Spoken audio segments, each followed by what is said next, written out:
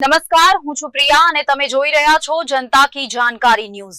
નજર કરીએ આજના સમાચાર ઉપર। રાધનપુરમાં વરસાદી પાણીનો નિકાલ ન થતા ઘરોમાં પાણી ભરાયા। રાધનપુર શહેરના વોર્ડ નંબર 7માં લોકો ભારે મુશ્કેલીમાં। વરસાદી પાણીનો નિકાલ ન થતા ઘણા ઘરોમાં પાણી ભરાઈ ગયા। ઘરની સામાન પાણીમાં ગરકાવ। પીવાનું પાણી પણ ગંદા પાણી સાથે ભળતા લોકોને થતી હાલાકી।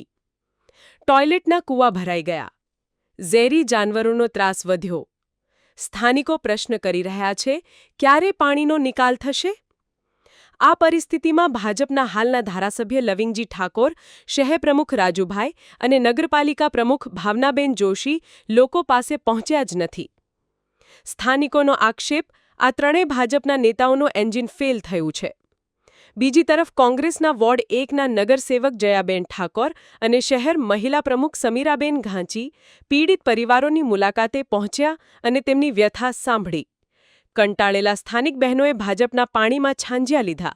ભાજપ હાય હાયના નારા લગાવ્યા। રિપોર્ટ અનિલ રામાનુજ, રાધનપુર। તો વિઠ્ઠલનગર 2ની અંદર અમે મુલાકાતે આવ્યા છીએ, હું અને મારા મહિલા શહેર પ્રમુખ। અત્યારે પાણી જોઈ શકો છો કે કેટલું બધું પાણી ભરેલું। વરસાદ બિલકુલ છે નહીં। વરસાદ ગયાનો પણ કલાકો થયા છે, હજુ સુધી પાણી નીતર્યા નથી। ઘરોમાં પાણી છે, બાળકો સ્કૂલે જઈ શકતા નથી, ઝેરી જાનવરો પાણીમાં રહે છે અને પ્રજા અહીંયા ઘરે ઘરે માંદગીના ખાટલા પણ છે। પાણીનો કોઈ પણ જાતનો અહીંયા નિકાલ નથી।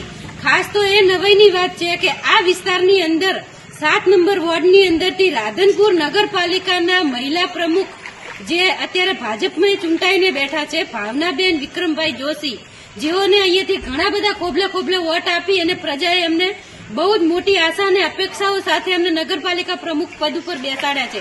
ત્યારે નગરપાલિકાના મહિલા પ્રમુખ જયારે ત્યાં બેઠા છે, એમનો જ વિસ્તાર છે, છતાં હજુ સુધી અહીંયા આવ્યા છે બેન જોવા? કોઈ દાખલા માટે અહીંયા આવ્યા નથી। એ બેન જોવા પણ આવ્યા નથી કે અહીંયા પરિસ્થિતિ શું છે, કેમની છે। એટલે બેનને વિનંતી કરીએ છીએ કે બેનશ્રી આપ અહીંયા આપના પગલા પાડો અને જોવો અને પ્રજાના હાલ પૂછો।